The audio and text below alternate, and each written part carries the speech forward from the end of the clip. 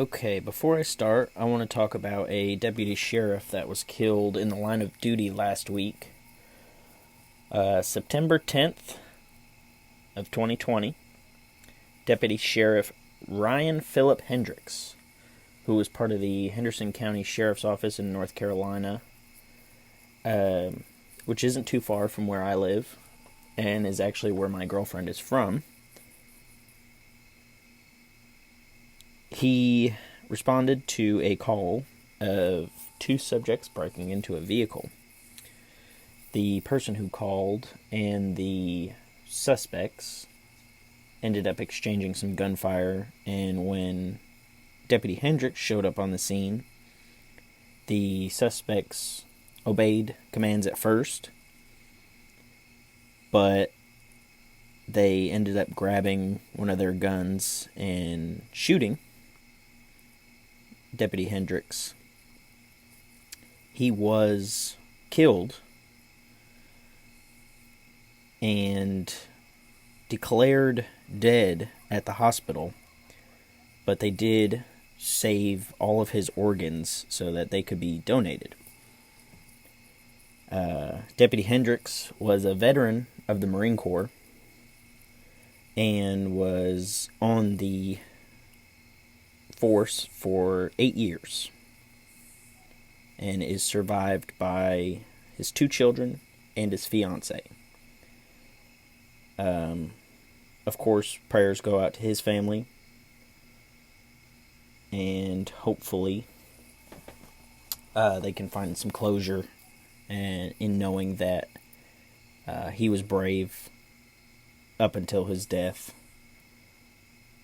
So I just wanted to talk about that before we get started, to just know that everybody's praying for him and his family, and we hope all is well.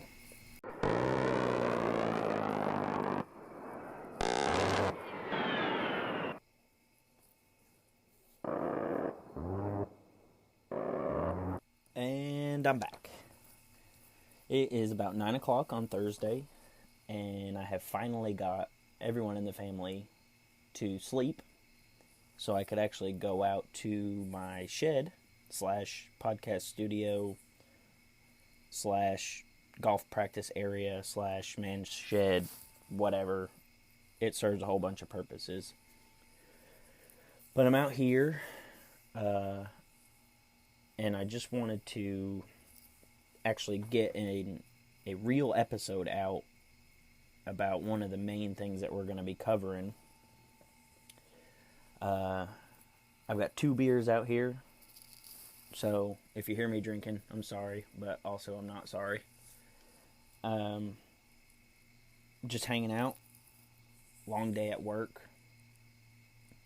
I'm sure it's hell out there for a lot of people at work right now, and it's even hell out there for people not at work. But hopefully this can be just a little escape for everybody, to learn something, to get some laughs out, and even get serious about a few things. But for the first initial episode, I just want to go over a little history about the Medal of Honor. I'm not sure if I talked about it in the last podcast that I posted, but for me, I know hearing Medal of Honor stories, and even stories that are that show brave men and women doing things that aren't expected of them, especially from about World War II on. Listening to these stories, reading the citations, and listening to interviews, and just hearing these men talk and learning about their stories helps me a lot with just being motivated to get out of bed in the morning and go to work. I know work seems petty compared to some of these stories that we'll cover in future episodes. But hearing how these men handled their darkest day, for a lot of them, I'm sure, just puts a little pep in my step and helps me get through it. Kind of like a man up thing. You know, my life isn't that hard. Could be a lot worse. I could be dealing with what some of these guys dealt with. So, you know, the first couple episodes that I'll post, just go over, you know, a quick history. You know, I'd like to go over some of the designs of the metal and how it's changed over time. You know, each branch has certain things on their metal that distinguishes it from the other branches. But I think starting off with a quick history, you know, nothing too crazy, nothing too long, I think is a good way to start the deep dive into it. But basically, I guess the definition or the requirements, whatever you want to call it, I don't care, for the Medal of Honor is for conspicuous gallantry and intrepidity at the risk of life above and beyond the call of duty. Now, I just want to talk about this for a second. One thing that I guess bugs me is, you know, I'll read stories of guys who got awards, even, you know, NAM with V, Navy Achievement Medal for Valor, for anybody that doesn't know, but, you know, Bronze Stars for Valor, Silver Stars, Navy Crosses. Some of these stories that I read also fit into that. But there are some clear actions that fit into this. In particular, I immediately think of Kyle Carpenter, at the time being a Lance Corporal, an E3, the third rank up. You know, jumping on a grenade that came up onto his post without even thinking about it. Most people would run away from it, or, you know, I've heard people say, well, why didn't he just kick it? Why didn't he throw it back? But, you know, he chose to jump on top of it and shield it with his body as to not let any of his fellow Marines get hurt. And I think that falls under the category of above and beyond the call of duty. You know, nobody expects you to do that, but he did it. So I think the definition is okay. I don't think it's great. I think it needs to be more descriptive as to separate it from the other awards. But that's just my opinion. Obviously, my opinion doesn't really matter much for the level of government and Congress and all that. But basically what started the medal was the Secretary of the Navy at the time, Gideon Welles, had suggested to the Senator of Iowa, a man by the name of James Grimes, an award that would show extreme valor and, as the definition states, gallantry and intrepidity. And this would eventually be introduced December 9th of 1861 as Bill S-82. Now this bill moved incredibly fast, because on December 21st, you know, just 12 days later, Abraham Lincoln actually signed it and created this and allowed it to be a thing. And at first, it allotted for 200 medals to be given. But this would eventually extend out to 2,000, and as we know today, upwards of 3,500. So starting in 1861, you know, you're looking at 60 years later, you got 3,500 medals. Some of them are controversial, some of them aren't, some of them are obvious. But I do think this was one of the best things that will come out of the military. Now, the very first medal that was given was to a private, actually, which to me was surprising because most of the medals that are given to officers and higher ranking enlisted guys. But this was an Army private by the name of Jacob Parrott. And his action took place in April of 1862, where he would eventually become a prisoner of war and would be returned in a prisoner exchange in March of 1863. And basically right when he was returned to the Union from the Confederates, he was awarded this medal. It was March 25th. It was him and 6 other Union soldiers who received the medal by taking place in the Great Locomotive Chase, is what they called it. Now, the easiest way to describe this is to just read his citation.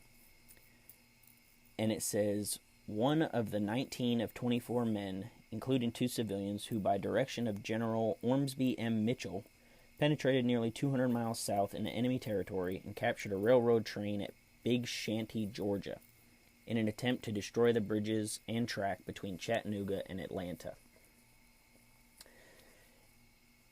Now, during the Civil War, these bridges and train tracks were important landmarks. So him going in there, basically they just took over a train and just 200 miles in enemy territory, took care of business, became prisoners of war, and would eventually be returned. Now, one controversy is that was the first medal given, but there is a medal that was given out for an earlier action. That was February of 1861. So you're looking at close to a year, actually more than a year before. And this was the assistant surgeon in the Army by the name of Bernard Irwin. He rescued 60 men from an Apache force with only 14 guys. Now, 14 guys against 60 doesn't really seem incredibly difficult now, but the weaponry that they had and the tactics that they used back then, that was pretty big. It actually took a long time, 33 years before he would receive the medal, January 24th of 1894. And this was right before he retired as a brigadier general. Moving forward, May 15th of 1862, the Navy ordered 175 medals to be made from the U.S. Mint. Now, at the time, these costed $1.85 each. I'm not sure how much it costs to make one now, but I'm going to go ahead and safely assume it's a lot more than that. The first Navy Medal of Honor was June 26th of 1861 as the action, and it was awarded April 3rd of 1863, so you're looking at close to 2 years. And it was a man, John Williams, who was a captain, and they took attack when they were on Matthias, I don't know how to pronounce it, we'll just go with Matthias. And he was on the boat, and the story goes that he said, "Every man must die on this thwart sooner than leave a man behind." And that motto still goes on today, of never leave a man behind. And he ended up getting shot in the thigh by a musket ball, and he stayed in charge of the boat. And when the staff of the boat was shot, he held the stump in his hand with the flag in the air as to not let the flag fall. Well deserved, I believe. You know, as a captain of a ship, you need to take charge, and I think he did that very well. Moving through this next part pretty quick, in 1863 it was made permanent and was expanded to Army officers. In 1864, the first African-American Medal of Honor was awarded when Robert Blake, who was actually a former slave, received the medal for running powder boxes to artillery crews while he was under fire. I couldn't find much in detail about that, but running powder boxes to artillery crews while under fire seems like it would be more than worthy of the medal. Now, another controversy here is that he was the first African American to receive the medal, but there again is another African American whose actions would eventually get him the Medal of Honor took place before he actually received the medal. And this is William Harvey Carney, who would recover a downed flag and return it to his troops' area, and would eventually be wounded twice for this, and he never let the flag touch the ground. So, repeat theme here, never letting the flag touch the ground. In today's day and age where throwing a flag on the ground and burning it is just, a 5-minute slot on the news. Just sitting here in my man shed, I've got an American flag hanging up. I've got a thin blue line flag hanging up. On my house, I have an American flag hanging on the front door. And in my garage, I've got a Marine Corps flag hanging up. These are things that I hold near as the American flag, Marine Corps flag, and the thin blue line flag, just supporting my countless number of friends who are policemen. I know one of my friends is a policeman in Ohio. I know my closest friend when I was in the Marine Corps, he's a police officer in New York, and his wife is as well. And even if it's hanging up the thin blue line flag or just saying I support the police, I don't want to get political about it, but if my friends are police officers, I'm going to support them. I'm going to do what I can to let them know that they're not out there alone. I think just supporting the police, even if it's just hanging up a flag and letting people know that you're there if they need it, I think that means a lot. So these troops that are running out in the middle of fire just to pick up a flag and bring it back says a lot about their character. Mr. Carney, it would take 37 years for him to get the medal, which I believe is the second longest. I'm not sure of the name, but I know there's a guy who received the medal in 2000 for actions in Vietnam. So you're talking 35 to 40 years waiting for a medal. But of course, I'm going to talk about that in the future. Just getting that researched and written up. Now, moving on, in 1865, the first woman to receive the Medal of Honor was Dr. Mary E. Walker. She was a civilian who was denied a commission, but would still end up serving as a surgeon and saving God knows how many lives during the Civil War. Now, another big controversy, and this is probably one of the biggest ones that I could find, was she actually got her medal taken away in 1917 due to her not being a member of the military, along with, I want to say, 911 other men who received the award, to include Buffalo Bill, William Cody. He had his taken away in 1917 with Dr. Walker, and he was a scout during the Indian Wars. Now, Dr. Walker would get her medal back in 1977, and Buffalo Bill would get his back in 1989. Which, just judging by their stories, I do think now, in today's day and age, to get the Medal of Honor, you should be in the military. But in 1865, when the Civil War was happening, during all these conflicts and battles, I think a surgeon who's saving the lives of Union soldiers, I think she deserved it. Buffalo Bill's story, I couldn't really find much on why he actually got the Medal of Honor, but just reading that he was a scout during the Indian Wars, a lot of people believe that he deserved it. Now, from the end of the Civil War to the beginning of World War I, the medal was given out for other conflicts, which eventually led to the increase of actions required, because a lot of people believe that the medal was actually too easy to get, which is wild for me to think about, that the Medal of Honor would be too easy to get, because I've read countless stories of guys who have received awards less than that in my head should be immediate Medal of Honor. But, at the time it was given out pretty haphazardly and like they didn't really care. But they changed that in 1918. They changed it so that the action must be in a conflict with an enemy, and it must be given within 3 years, which I'm not sure when that last part changed, because like I said, the Vietnam veteran who received it, I want to say 37 years later, obviously not 3 years. In 1915, a few years before that, it was extended to Navy officers.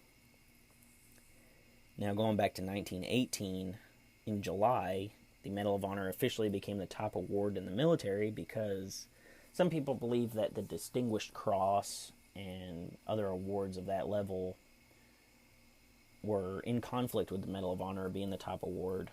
So they made it official that the Medal of Honor was the number one award that you could receive for actions in combat.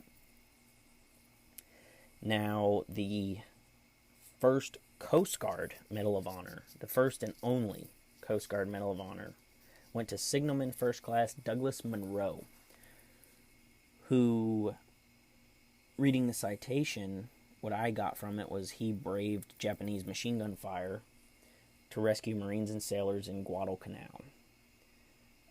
He eventually died from a gunshot wound to the head. And I'm not sure if I'm going to mess this up, but the rumor has it, the story goes, that when the last Marine or sailor was rescued, he had already been shot, and the last thing he said was, "Did they all make it?" Can't remember the exact quote. Probably should have wrote it down, but didn't. I'm just going to keep it raw. I'm not going to edit it. I don't care. I messed it up. If you really want to know exactly what he said, you can look it up. But when he did this, it was September 27th of 1942 during World War II. And he would receive the medal, October, November, December, January, February, March, April, 7 or 8 months later, on May 27th of 1943. Now, see, at the time, there was no Medal of Honor for the Coast Guard authorized.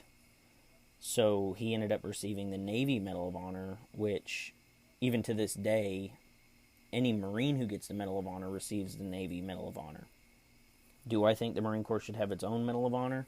Yes. Is the Marine Corps a part of the Navy? Yes. Do I think the Marine Corps is better than the Navy? Also, yes. But being a Marine, I'm pretty biased. So, whatever. But, in 1963, there was a Medal of Honor for the Coast Guard authorized. But to this day, 57 years later, no designs have been made. Which blows my mind, because if I was a member of the Coast Guard and it's 1963 and they say, "Hey, you guys can have a Medal of Honor, we just need a design." I mean, shit, in boot camp, as much as Marines won't want to admit it, we had things called artist recruits who basically were in charge of making a holster, if you will, for the drill instructor's Smoky Bear cover. Now, it's basically just a flat piece of wood with room for the bill of the Smoky Bear cover to fit in, and then a cover over that, a wood cover, that they would paint during boot camp for the drill instructors. It would have, cartoonish drawings of the drill instructor and things that the drill instructors would say. Like, I think one of my drill instructors got one, and the main quote on it was, "Come here, bitch." And if you're a Marine, exactly what "come here, bitch" means. It means you fucked up pretty bad, and you're about to get smoked for it. So, why the Coast Guard has not come up with a design in 57 years, or let's see, 57 years, is beyond me. Now, the Air Force Medal of Honor was designed in 1956, and 9 years later would be adopted. April 14th of 1965 was when the Air Force had an official Medal of Honor. And just like the Marine Corps and the Coast Guard got the Navy Medal of Honor, the Air Force received the Army Medal of Honor before this. Now, after that, not much has changed about the medal. Just, during Korea and Vietnam, Iraq, Afghanistan, all these wars and conflict after World War II, to me, there wasn't nearly enough Medal of Honors given out. Like I said 100 times before, I've read hundreds of these stories, going all the way down to Bronze Star stories. And I may not be the smartest man in the world, but some of these stories I read, I get halfway through, and in my head, I'm like, shit, how did this guy not get the Medal of Honor? But, I'm not in Congress. I guess I could write my congressman about some of them, but, I don't know if it would change very much. But, again, not much changed with the Medal of Honor after these years. Just different men doing different actions, receiving the medal. But I just wanted to do a quick recording, even if it was 25 minutes. 25:05, I was pretty close. To get out, do a recording, get something out. I'll probably edit it tomorrow on my break at work or when I get home. Post it up on Saturday morning, which, talking to Ryan, I think that's what we're going to stick with, is recording sometime before Friday morning, even if it's Friday morning. I didn't record with him because, we had made a plan to record this morning before work, but we both forgot that our clock-in times were earlier than expected, so we kind of fucked that one up. But I was also thinking, how the hell am I supposed to record an episode with another person with one set of headphones from an iPhone? Anybody that has iPhone headphones know there's one microphone, and passing that shit back and forth would suck. So yesterday I ordered a, I don't know what you would call it, but plug it into your phone and it has like 2 cords that split off to it, and they're like 16 feet or something crazy. But it's 2 microphones, so you can do interview style recording. Obviously not going to be interviewing Ryan. He's, a main part of this. He's helped me come up with a ton of the ideas. I came up with the name of the podcast, Gun Run Podcast, but he came up with the design for the logo, and we actually used Chris from A Warrior's Battle to make the logo.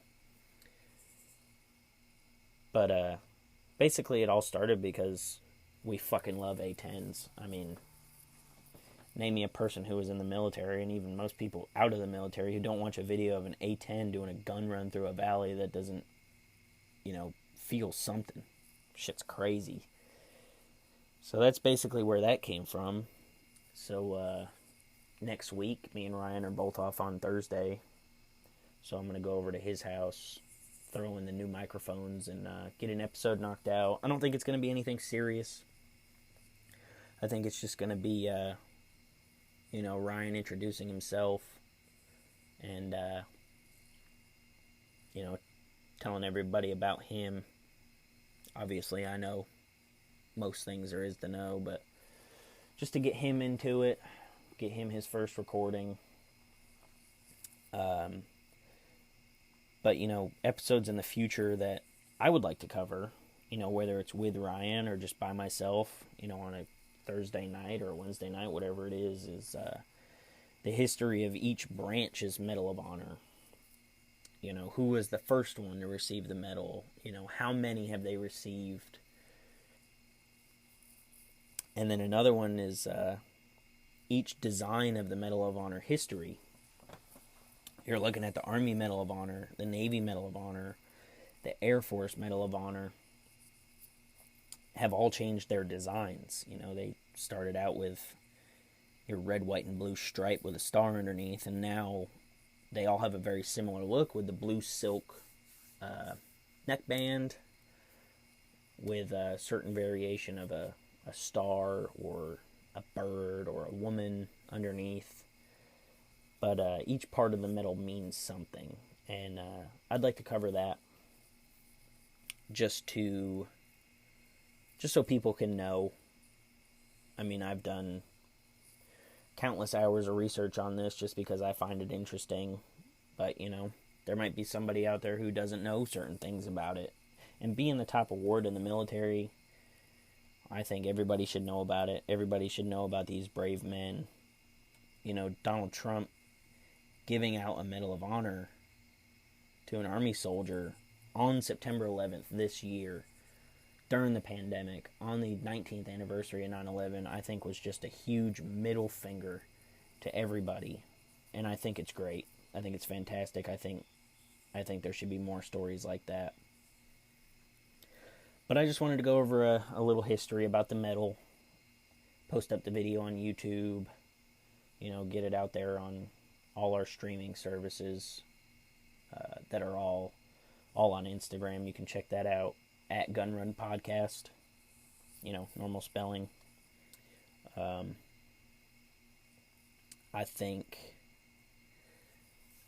giving a quick history will get us rolling into these Medal of Honors stories. After going over each branch's history, the designs, taking it slow, going over each aspect. If somebody doesn't like it, don't listen. I mean, if you don't want to hear about the Medal of Honor history, no skin off my back. But in a couple weeks when we post up the first story, I think the plan is to read a citation. Don't research anything about it, just read the citation, and me and Ryan just go for it. Just give our reaction. We've done it countless times before. We're just going to record it. And, of course, we love input. Don't be afraid to comment. Don't be afraid to send us a DM. If you've got our personal pages, you can DM us there too. DM the podcast page. Follow the podcast page. Just a little support is cool. We don't need financial support. We're not doing this to make money. We're not doing this for any of that shit. We're doing this, mainly so we have a record of some of the shit that we talked about. And, some people can learn things from it.